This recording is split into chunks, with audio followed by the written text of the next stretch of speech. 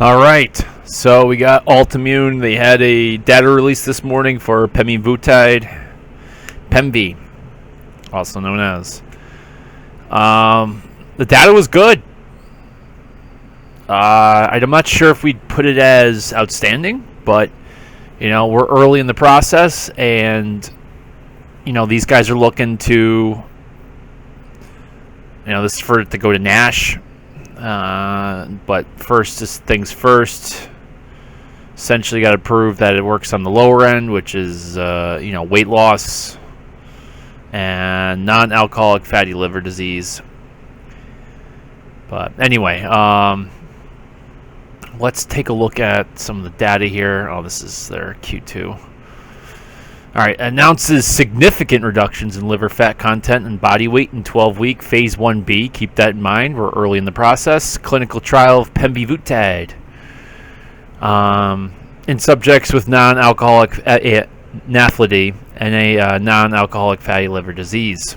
So they had 3 different dosing groups here: 1.2, 1.8, and 2.4 milligrams,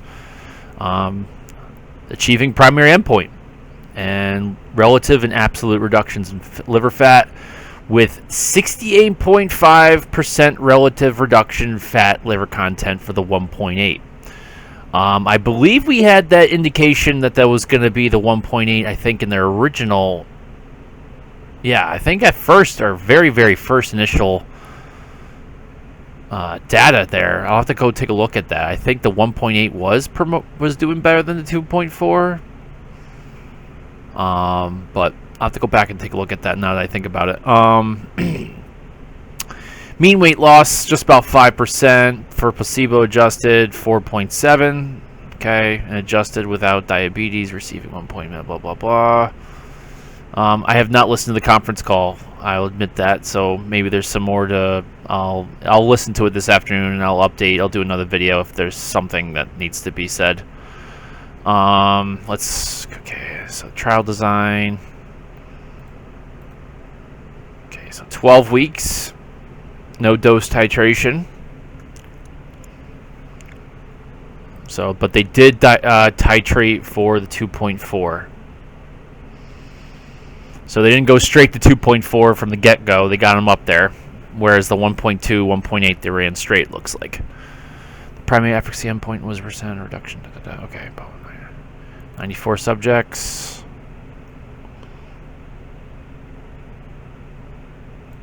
That's up there.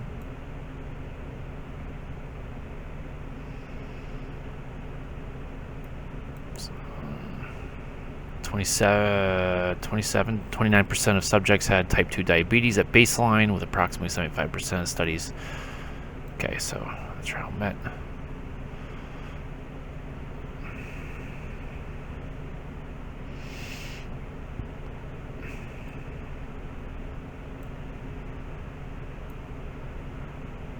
So it works for just about everybody, right?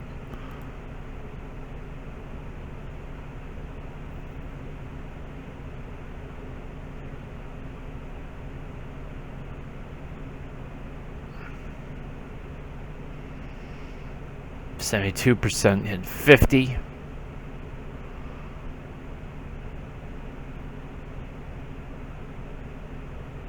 And 55, so just over half of subjects achieving a normalization of liver fat.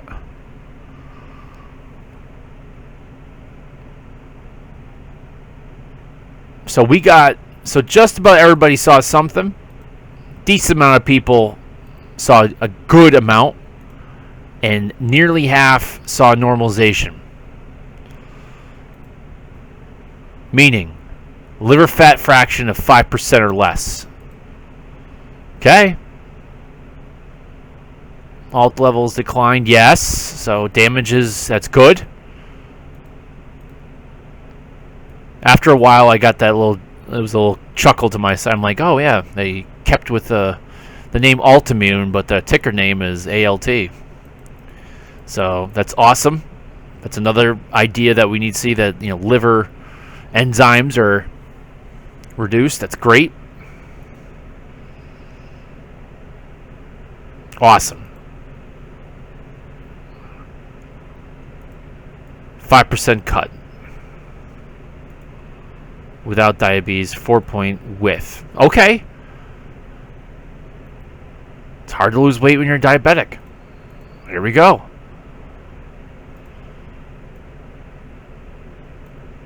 Beautiful. Beautiful, beautiful. And this is where we gotta keep. This is where. Well, I figured this. I honestly, I didn't know, the numbers. I just felt like this was going to be the results here, decent, if not great. But this is where I was like, I wonder. This is what you really want to know, because, it might be the name fatty liver disease might not be, or NASH in general, might not seem like a very serious condition, but the comorbidities to this is, overweight, diabetes, potential heart disease. These people are not in a healthy condition, right? And obviously the liver not being able to function properly, or to the full max, I should say. How about that? Deterioration of a incredibly important organ. So it's important that its safety is not just tolerable, but if it's not doing any damage and you're seeing reductions, right? We're seeing that things are working over 12 weeks. Can this be done for 24? Can this be run for half a year? Can it be run for a whole year? Can it be run indefinitely? Because if they're making progress and we're moving in the right direction, and all we got is some GI issues, which is, depending on the severity of it, is very common.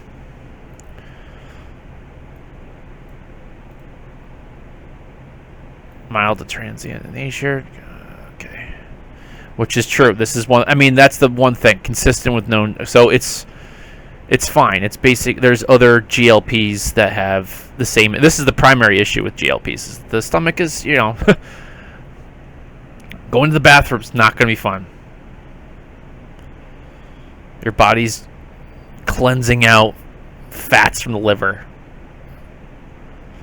It's not just going to disintegrate, so your body's going to have to deal with it.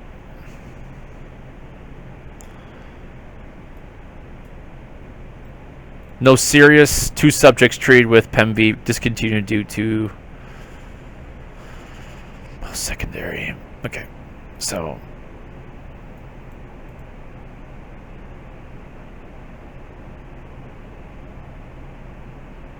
I guess I'll have to see what we got there. This is probably where I'll have to dig in. Glycemic control, so we're not seeing blood sugars go out of control. That's good.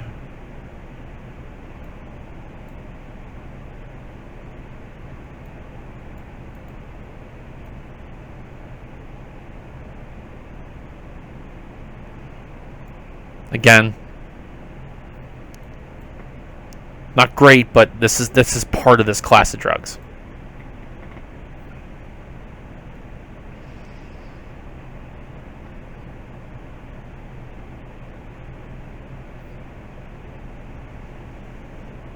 That's also important to note. I said it, but I didn't point it out again, that the idea is that they don't need to do dose titration.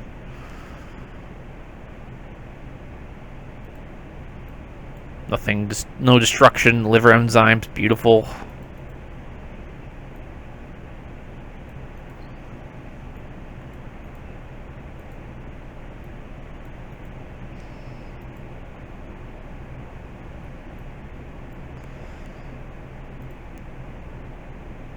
So that's the big thing here is, and I think I wrote in my previous Altimmune article on Seeking Alpha was that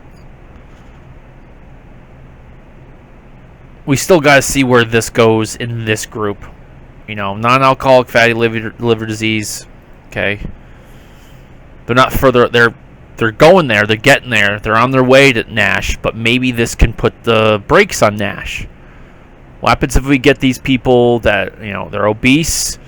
They're starting to show some accumulation. The liver is not looking healthy. Can we give this to them, put the brakes on, and hopefully we don't get to the point where we get the NASH, and which is when the liver is really starting to, like basically necrotic. Things are fibrosis, and things are just, it's very bad. Can we put the brakes on before we get to NASH? And then just in general, can we help with just fat content, obesity? Get rid of the if we get rid of the fat in the body in general, which that does reduce liver fat in general, overall. We're improving the person's general health, reducing chances of developing or worsening diabetes, cardiovascular disease, etc.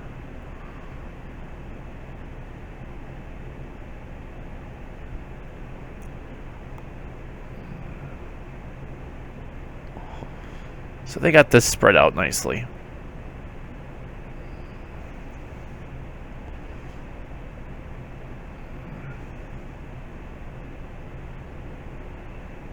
So significant, statistically meaning. That's so awesome.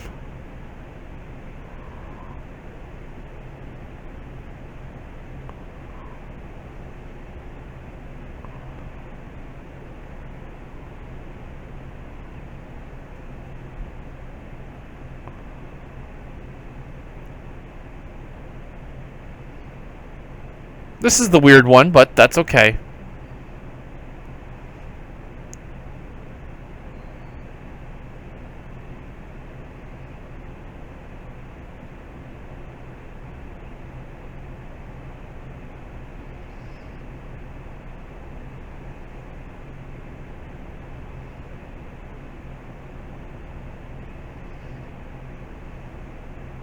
Nice.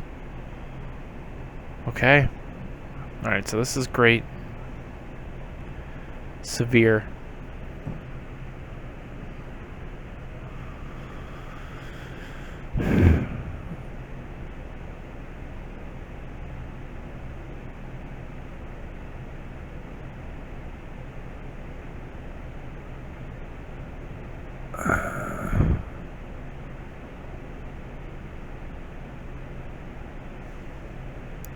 So it looks like 1.8 might be what we need.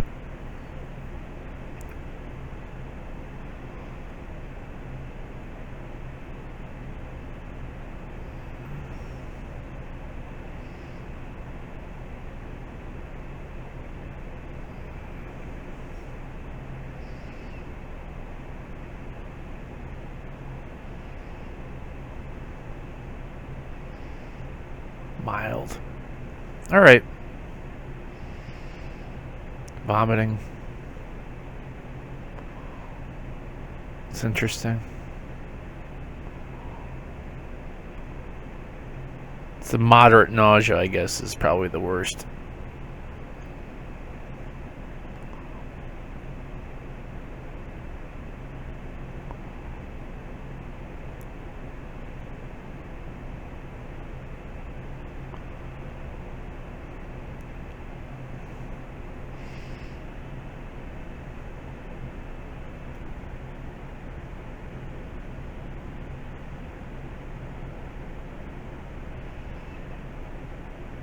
All right, so what does that mean?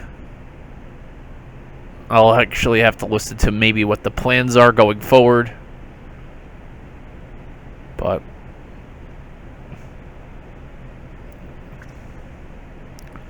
I'll listen to this.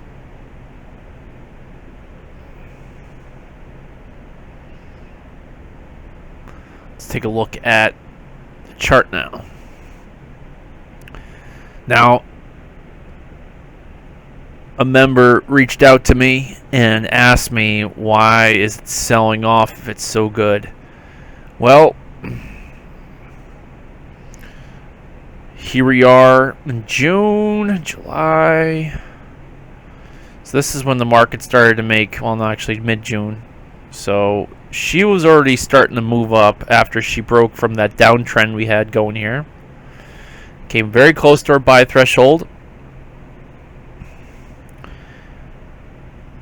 And she made the transition. Now she's blue. and under almost no volume. We have some days like here's a good pop, you know, but in general, under basically little to no volume, this sucker went from about what, $4 we'll call it $4 to 22, yeah, 23.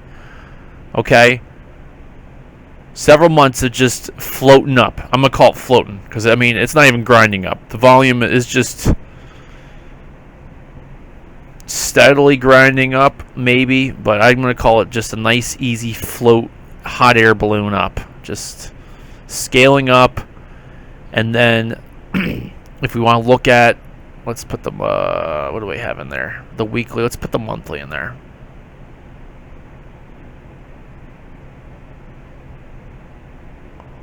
Monthly's rising. Now the monthly's starting to fall, weaken up, right? We hit the sell target 1, sell target 2. Disclaimer, I am house money at this point, just watching this. But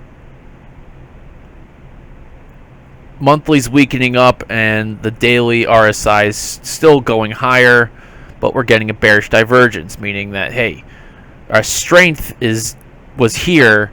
We're still grinding up. We're weakening up on the monthly and the daily RSI, but yet the share price is higher.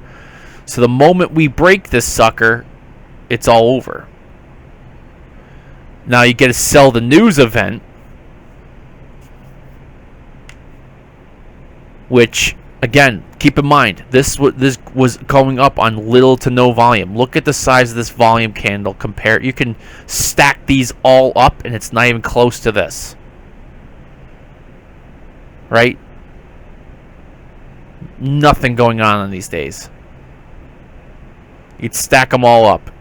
All right? So it makes sense that this sucker can almost evaporate the whole entire run from May to, what was this? Yeah, September here. So we shouldn't be surprised. This was pre-market, so, you know, with the book being so thin, you're going to get that whoosh event.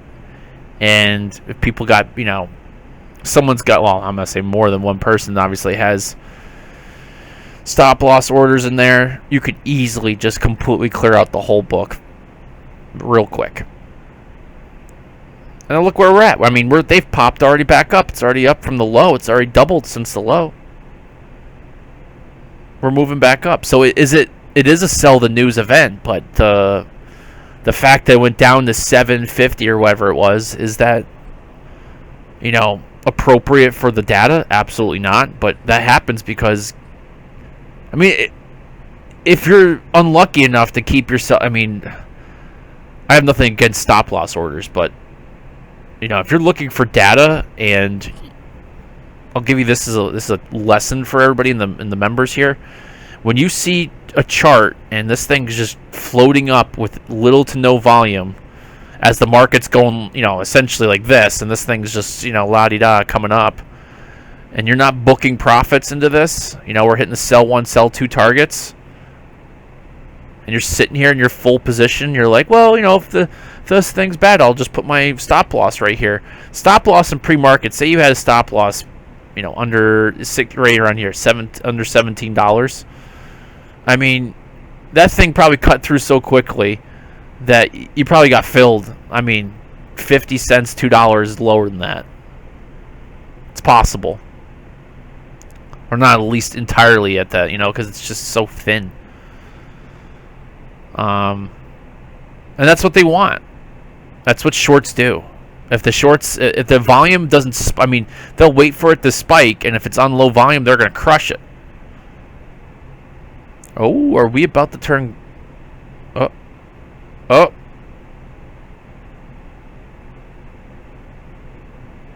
That almost went green again.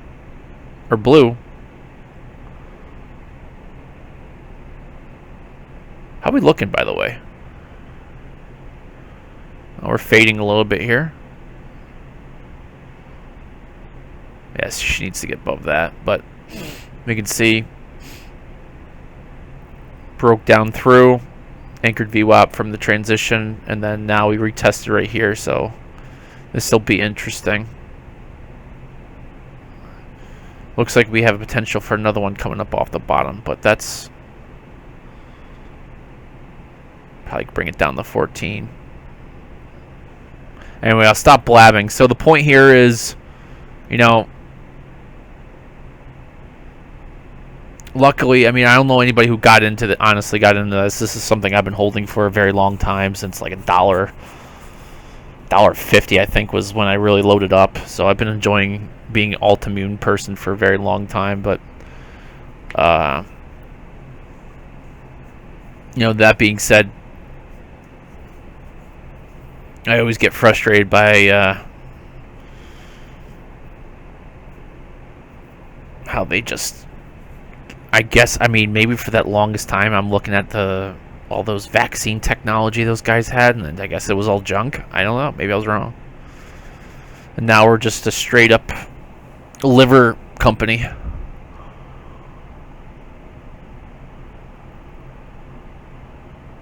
Yeah, so look, we're back to being green. Or light blue, teal. We're selling off, but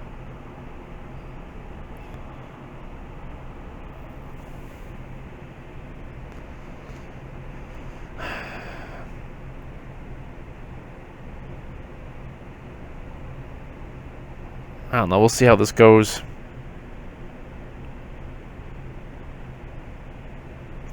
In terms of what I'm going to do adjustments, I'm bullish on the data, so we'll see how this firms up the technicals, and I'll have to make adjustments on our buy and sell targets. I'm definitely looking to get, you know, I guess a little bit more involved in alt now. They do have cash. I think they have over 100 mil. Actually, I was looking at that earlier.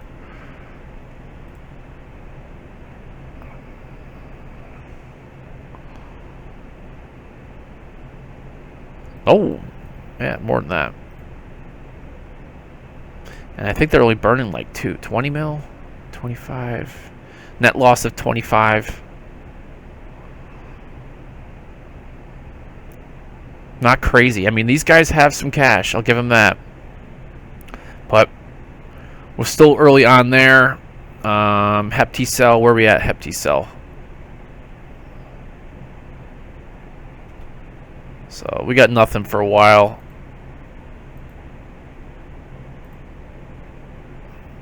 Phase 2. So we got a while. Now hopefully they can put the pedal down here.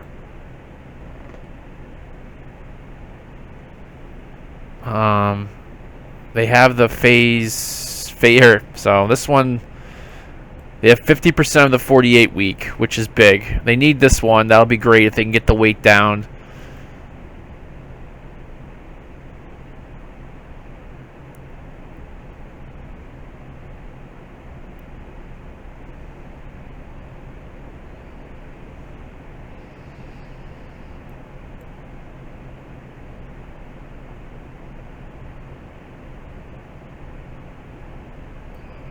There we go. So this will give us, you know, this is basically focusing on, well, it is focusing on the liver with some overweight data points. This is going to give us obviously weight loss, lipid profiles, cardiovascular, and glucose. So is it working? Are we getting improvements in cardiovascular? Well, yeah, I guess I should say improvements, but you know, cardiovascular and glucose, diabetes. Because if you can convince, I mean, again, it's great if we can show that works in non-alcoholic NAFLD, or if it works in NASH, great, awesome. That means we can give it to them. But if we can prove that this we can get this to work early on, you can have doctors saying there's a lot more people with obesity than there is for NASH, right? So that if we can get people to be on this and put them, you know, like family history of these issues, hey, we can give this to you, you know, in conjunction with a healthy diet, exercise, etc. You know, we can kind of prevent some of these major serious issues that go on if you don't stop this. If we can't put the brakes on it, beautiful. We got this for you. Yeah, okay, so that's another one. Beautiful.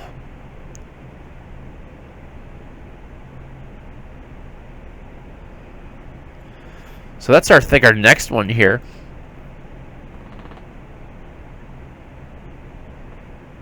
This is halfway, but halfway complete in 48 weeks.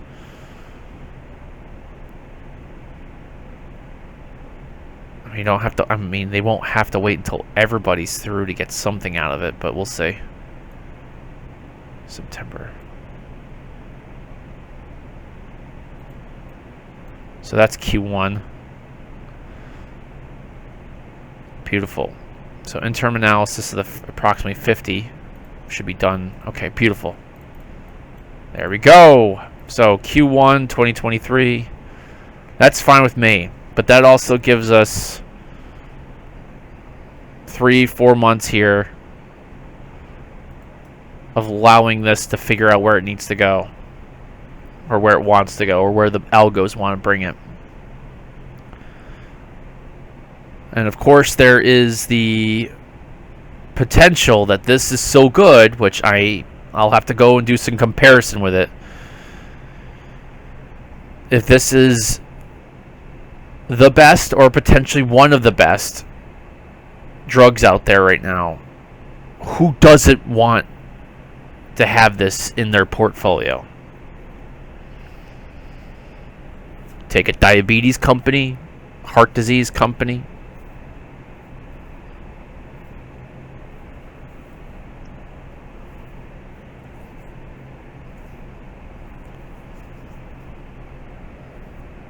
You got phase. I mean, we're early. Maybe they have to wait a little bit longer. Maybe they're going to wait for, you know, these other NASH drugs to show up and see what they got. Or they might be like, this is good enough. This probably will make it through the FDA. Maybe Altimmune's looking to get out. I mean, they shut everything else down. It's in the closet somewhere. I mean, they have all the other stuff that they attempted to do. That's theirs to have. So there's some value there. HepTcell. We'll see. I don't know.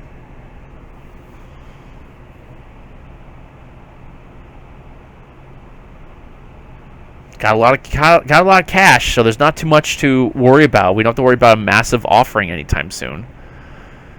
And if the data readouts next year hold up, if not improve, we have to suspect the share price is going to spike again. They're going to be raising cash at a nice high share price here. Won't be a massive offering, a lot of dilution. I think this looks great.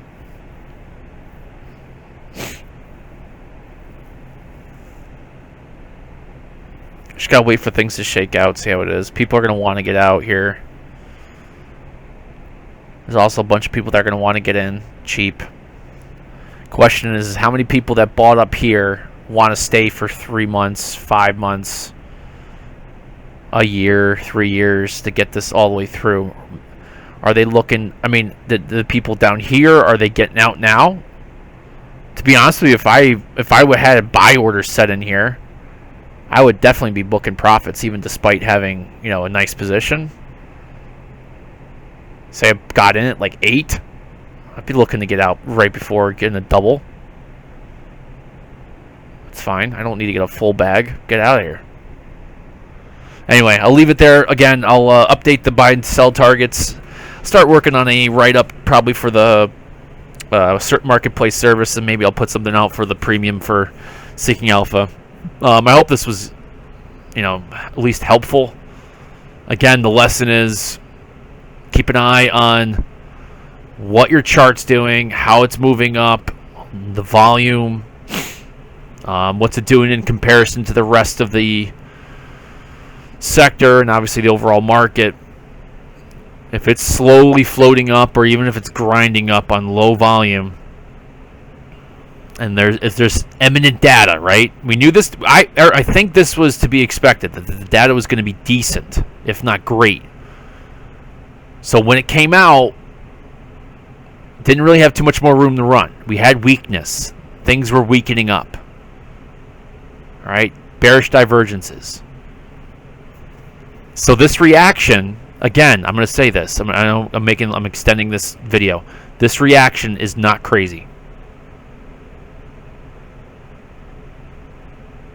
I know there's probably a lot of people like, oh, you know, like, why are we...